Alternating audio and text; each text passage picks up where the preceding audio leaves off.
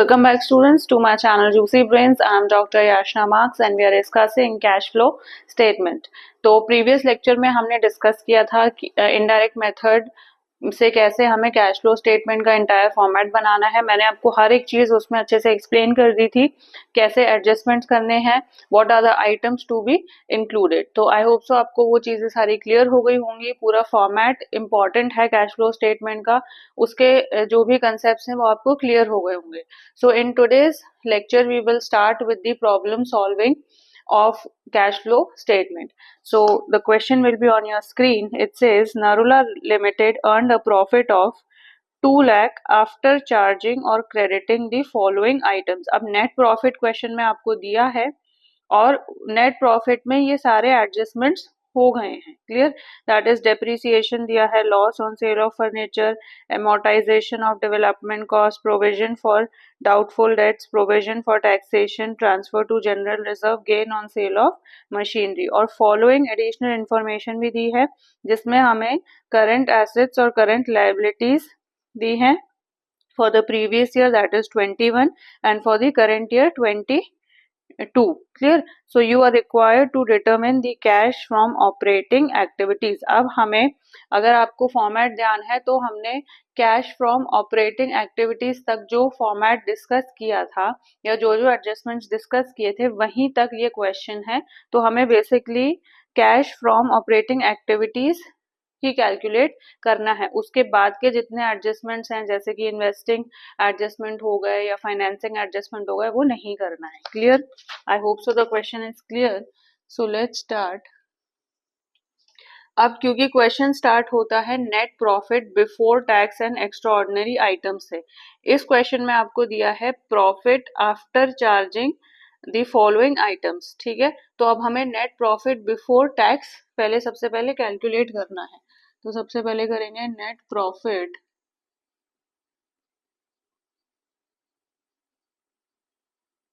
Before tax.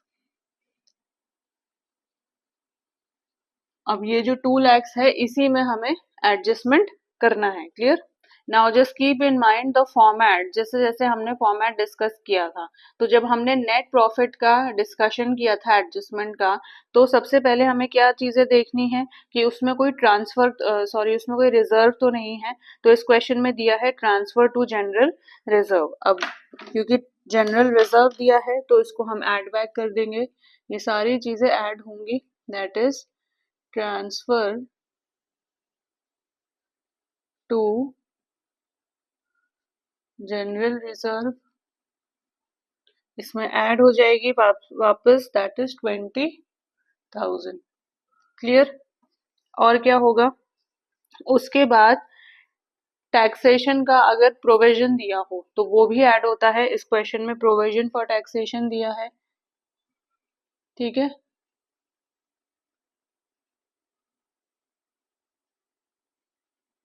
Provision for taxation is given how much 40,000। Clear? और क्या दिया है? डेप्रिसिएशन नहीं आता, loss on sale of furniture नहीं आता, ये सारे non cash non operating items हैं।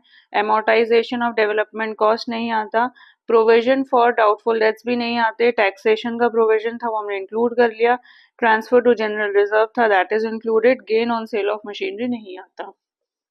ठीक है, तो चलो इसको हम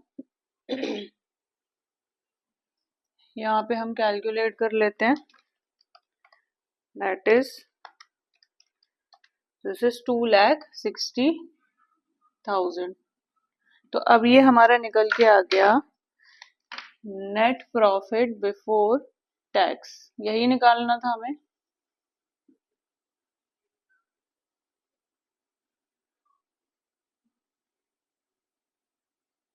क्लियर? अगर ये वैल्यू हमें क्वेश्चन में दी होती तो इसी के बाद से हम सारे नॉन कैश और नॉन ऑपरेटिंग आइटम्स को एडजस्ट करते हैं, then we could have move forward with the problem. Clear? But क्योंकि ये नहीं दिया है तो सबसे पहले हमें नेट प्रॉफिट बिफोर टैक्स का कैलकुलेशन करना है। उसके बाद क्या है, सारे non cash and non operating items consider करेंगे हम। क्लियर? कौन कौन से आइटम्स हैं अब ये हमें पता होना चाहिए। एक तो है depreciation on plant and machinery, तो डेप्रिसिएशन आ जाएगा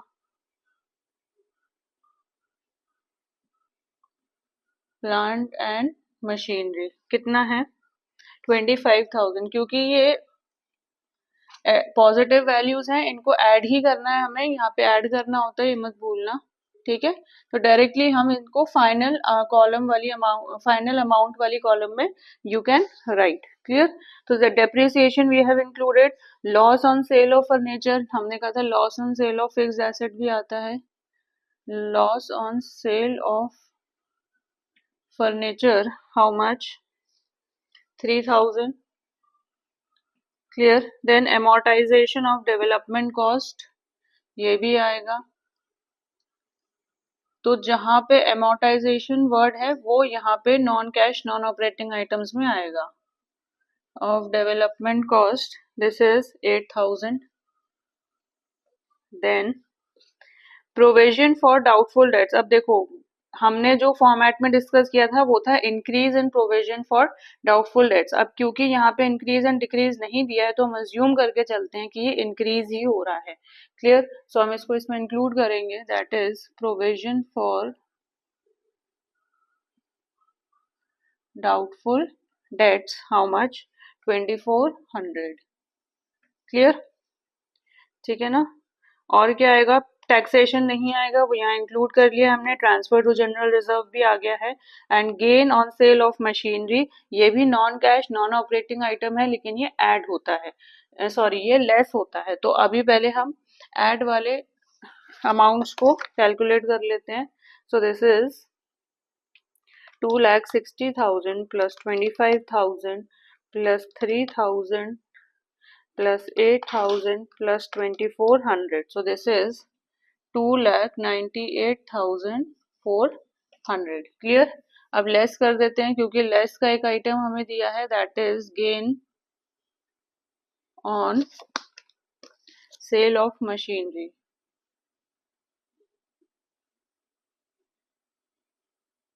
हाउ मच 9,000। अब देखो क्योंकि ये डिडक्ट करना है इसलिए हमने ब्रैकेट में से डिनोट कर दिया और यहाँ से हम इसको फाइनली लेस कर देंगे। So this is coming to 2,89,400। अब आपको ये पता होना चाहिए क्या है।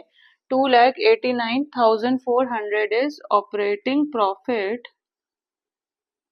बिफोर वर्किंग कैपिटल चेंजेस, ठीक है ना? यही डिस्कस किया था हमने। इसके बाद कैश जनरेटेड फ्रॉम ऑपरेशंस आता है, ठीक है, और उसके बाद फाइनली हमें मिलता है नेट कैश यूज्ड और फ्लो इन ऑपरेटिंग एक्टिविटीज, ठीक है।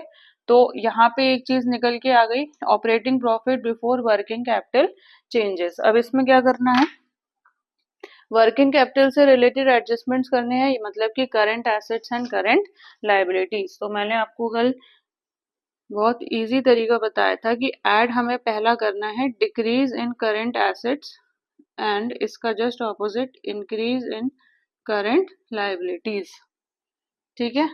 अब देख लो, now come to the second part जो आपको current assets and current liabilities दी है। डिक्रीज इन करंट एसेट, देखो कोई डिक्रीज तो नहीं हो रहा है। ट्रेड रिसीवेबल्स लास्ट ईयर 90,000 थे, अब है 1 लाख, यानी ये नहीं हो रहे हैं।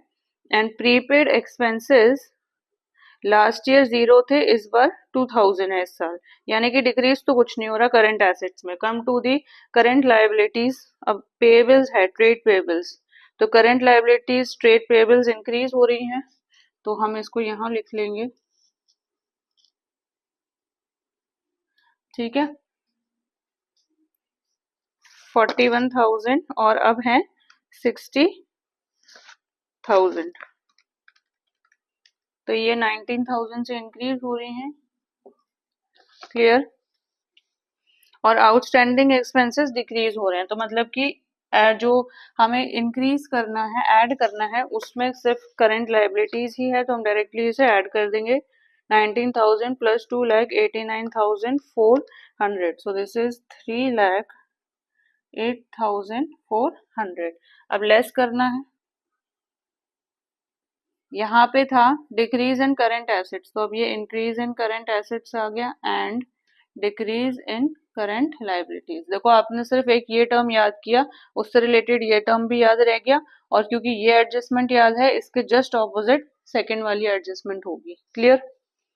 तो अब क्या करना है, अब करंट एसेट्स में इंक्रीज हो रहा है, ट्रेड रिसीवेबल्स हो रहे थे, तो ट्रेड रिसीवेबल्स लिख लेते हैं हम।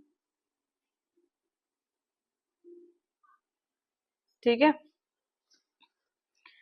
10,000 से इंक्रीज हो रहे हैं। अब क्योंकि ये नेगेटिव आइटम्स हैं, लेस करने हैं, तो इसलिए ये लेस होंगे, ब्रैकेट में डिनोट कर दो। ठीक है, ट्रेड पेबल्स तो चला गया, आउटस्टैंड और तो कुछ प्रीपेड एक्सपेंसेस भी इंक्रीज हो रहे हैं। क्लियर? प्रीपेड एक्सपेंसेस क्योंकि एसेट हैं, इंक्रीज हो रहे हैं 2000 से। ठीक है, और करंट लायबिलिटीज आउटस्टैंडिंग एक्सपेंसेस हैं, अब डिक्रीज हो रही है, करंट लायबिलिटीज को यहाँ डिक्रीज करना है, तो ये आउटस्टैंडिंग एक्सपेंसेस हैं, तो ये हो गया 4000। क्लियर? अब यहाँ कैलकुलेट कर लेते हैं, और तो कुछ है नहीं। यहाँ आ गया 3,08,400। अब क्योंकि ये सारे नेगेटिव आइटम्स हैं, तो इनको पहले हम ऐड कर लेते हैं। 10,000 प्लस 2,000 प्लस 4,000, दिस इज 16,000। इनका सम आया 16,000। क्लियर? जो 16,000 भी नेगेटिव आइटम है, तो ऑब्वियसली ये माइनस ही होगा, minus 3,08,400। So the answer is 2,92,400, 2,92,400। तो यहाँ से हमारा निकल के आ गया कैश जनरेटेड फ्रॉम ऑपरेशंस। ठीक है, यही पूछ रहे हैं, यही आंसर है। अगर क्वेश्चन में इनकम टैक्स दिया होता तो यहाँ से लेस इनकम टैक्स होता, और फिर आता नेट कैश फ्रॉम या यूज्ड इन ऑपरेटिंग एक्टिविटीज। लेकिन क्योंकि उनने सिर्फ इतना पूछा है कि we have to determine the cash from operating activities, so this is cash generated from operating activities, this is your answer. Now you have understood how you have to calculate. अगर parts में दिया है कि सिर्फ operating activity का adjustment है, तो इतना ही करना है। पूरा कैश फ्लो स्टेटमेंट का सवाल है, तो accordingly we will do the adjustments. Okay, now move on to question number 2.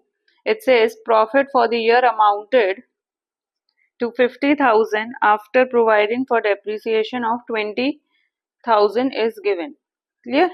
And following is the position of the current assets and current liabilities. अब देखो 22 के भी दिए हैं आपको बैलेंसेस या पोजीशन करंट एसेट्स या करंट लायबिलिटीज के, 23 के दिए हैं, दैट इज करंट ईयर के। क्लियर?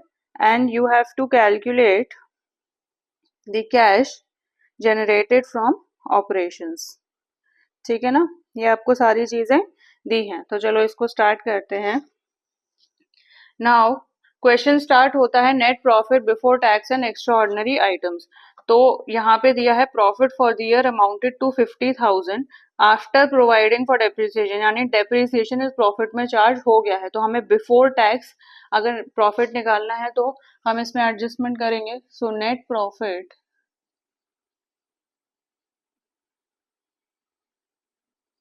आफ्टर टैक्स दिया हुआ है हाउ मच, 50,000।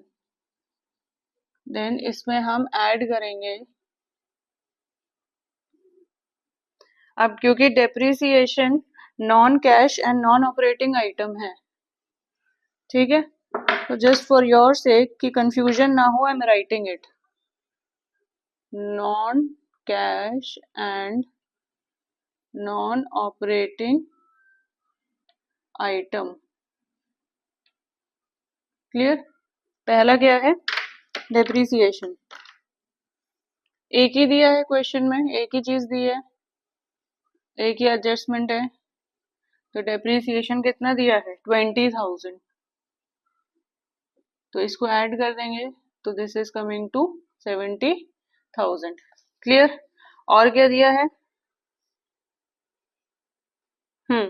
डेप्रिसिएशन के अलावा एक चीज और दी है, देखो जो आपको current assets and current liabilities की पोजीशन दी है, उसमें सबसे पहले है cash in hand, trade receivables, provision for bad and doubtful debts. तो ये एक नहीं है, apart from depreciation there is one more adjustment that is provision for bad and doubtful debts, जो कि ऐड होता है। तो अगेन यहाँ लिख लो ऐड, ताकि भूलो मत, ताकि इसको याद रहे। Provision for bad and doubtful dates, how much? अब 2 साल का प्रोविजन दिया है, ठीक है ना। 6,000 सॉरी 5,000 था 22 में, एंड देन 23 में it is 6,000। So we will calculate the difference और उसी को हम कंसिडर करेंगे। This is 1,000। क्लियर? तो अब ये आया हमारा 71,000। ठीक है, तो ये क्या निकल के आया? This is operating profit before working capital changes, यही आता है, ठीक है ना। अब सारे वर्किंग कैपिटल के एडजस्टमेंट्स होंगे current assets and current liabilities के, तो अब हम ऐड करेंगे। सबसे पहला एडजस्टमेंट मैंने आपको बताया, decrease in current assets and increase in current liabilities. तो अब देखो क्या क्या है। पहला देखेंगे cash in hand. Cash in hand consider नहीं करते क्योंकि ये कैश इक्विवेलेंट्स हैं, ठीक है। तो कैश इक्विवेलेंट्स को हम कैश फ्लो स्टेटमेंट में कंसिडर नहीं करते, तो इसको स्किप कर देंगे। देन आ गया ट्रेड रिसीवेबल्स। पहले ये, अब हमें डिक्रीज कैलकुलेट करना है। Initially it was 1 lakh, then it is 70,000, तो ये डिक्रीज हो रहा है। तो यहाँ लिख लेते हैं हम, trade receivables is your bills of exchange,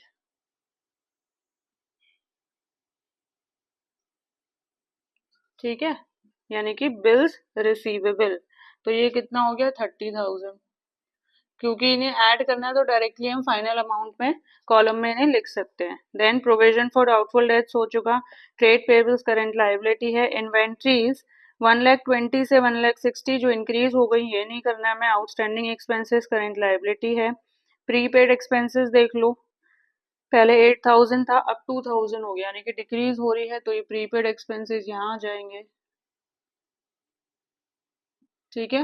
how much? 8,000 से 2,000, so this will be 6,000. Then accrued income 10,000 से 15,000 इंक्रीज हो रही है, ये नहीं कंसिडर करना है। Income received in advance, now income received in advance भी हम कंसिडर नहीं करेंगे, ठीक है। और बैंक ओवरड्राफ्ट भी कंसिडर ऑपरेटिंग एक्टिविटीज निकालते समय नहीं होता, because bank overdraft financing activity का पार्ट है, ये वहां पे एडजस्ट होगा। तो ऐसे भी क्वेश्चन आते हैं।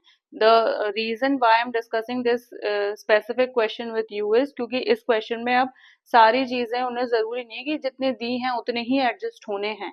तो कुछ चीजें ऐसी भी हैं जो इन्वेस्टिंग में आ रही हैं, कुछ चीजें ऐसी हैं जो आनी ही नहीं है कैश फ्लो स्टेटमेंट में, कुछ ऐसी हैं जो फाइनेंसिंग में। So you have to be very careful and you have to bifurcate the items की ये वाले पार्ट के आंसर को निकालने के लिए कौन से आइटम्स हमें कंसिडर करने हैं। क्लियर? सो बैंक ओवरड्राफ्ट नहीं आएगा, इनकम रिसीव्ड इन एडवांस भी नहीं आएंगी। क्लियर? देन करंट लायबिलिटीज पे आ जाओ। ट्रेड पेबल से देखते हैं हम, अब ये इंक्रीज हो रही है। क्लियर? सो ये तो नहीं होगा ट्रेड पेबल्स, बिकॉज 80,000 से 75,000 हो गई। इन्वेंट्रीज हो चुके। Outstanding expenses also they are increasing, तो ये हम कंसिडर करेंगे, दैट इज आउटस्टैंडिंग एक्सपेंसेस, ठीक है। सो पूरे 10,000 से ही इंक्रीज हो रही हैं, और तो कुछ है नहीं।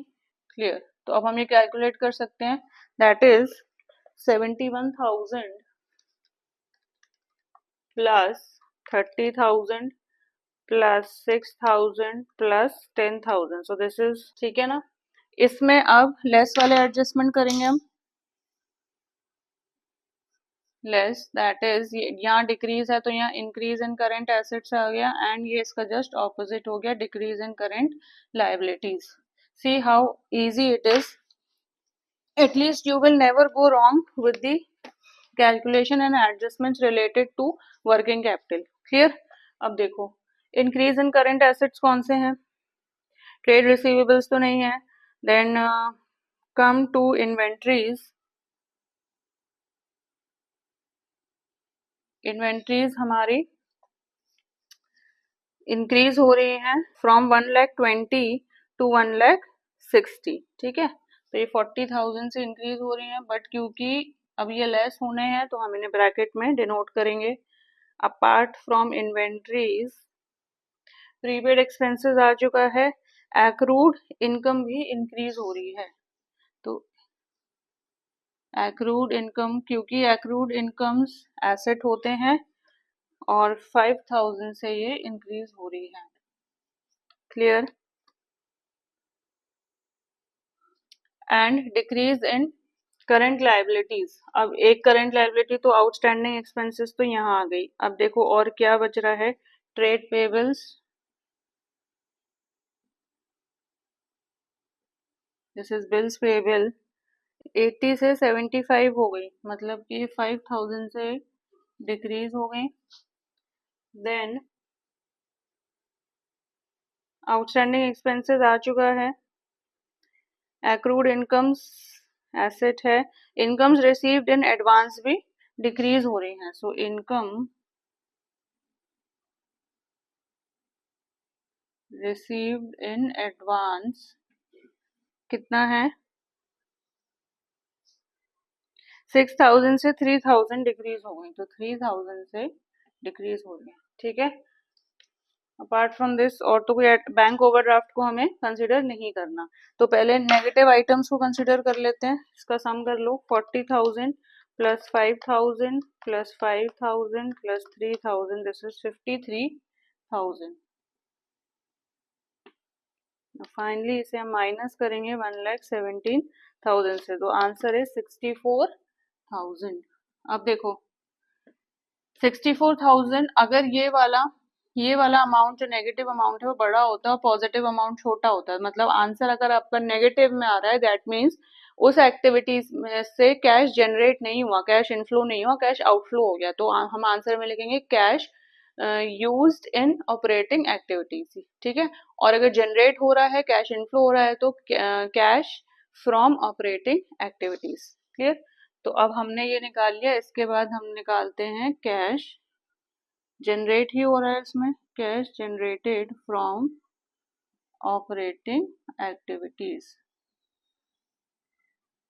यहीं तक था क्वेश्चन, ये हमारा आंसर है। क्लियर। सो अब थोड़ा बहुत आपको आइडिया लगा कि किस तरीके से we have to start with the cash flow statement, कैसे हमें स्टार्ट करना है, and then heading by heading एक सीक्वेंस में ही we have to calculate all the figures और डू ऑल दी एडजस्टमेंट्स। तभी मैंने आपको बोला कि जो फॉर्मेट है, ये जो सीक्वेंस बुक में दिया है उसी सीक्वेंस में याद करना है, ऊपर नीचे मत करना, ठीक है। So if there is any doubt relating to today's lecture और फॉर्मेट जो हमने डिस्कस किया उसमें भी कोई डाउट है तो आप इसको कमेंट सेक्शन में मेंशन कर सकते हैं। So in the upcoming lectures we will further move with the questions of cash flow statement, जो और हर क्वेश्चन डिफरेंट होगा, हम कोई क्वेश्चन रिपीट नहीं करेंगे, बट हर एक क्वेश्चन में कोई ना कोई यूनिक चीज ऐसी हम डिस्कस करेंगे which will make that question different from the previous one. See you in the next class. So students, अगर आपको मेरा ये लेक्चर अच्छा लगा हो तो प्लीज़ इसे लाइक करें, इसे शेयर करें and do subscribe to my channel. See you in the next lecture.